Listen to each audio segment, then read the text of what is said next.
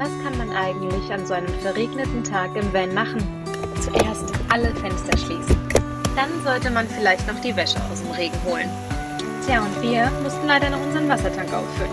Der Abwasch lässt sich an so einem Tag auch gut machen.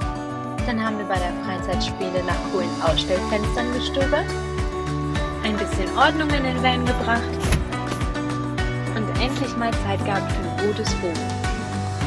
Und für richtig gute Musik.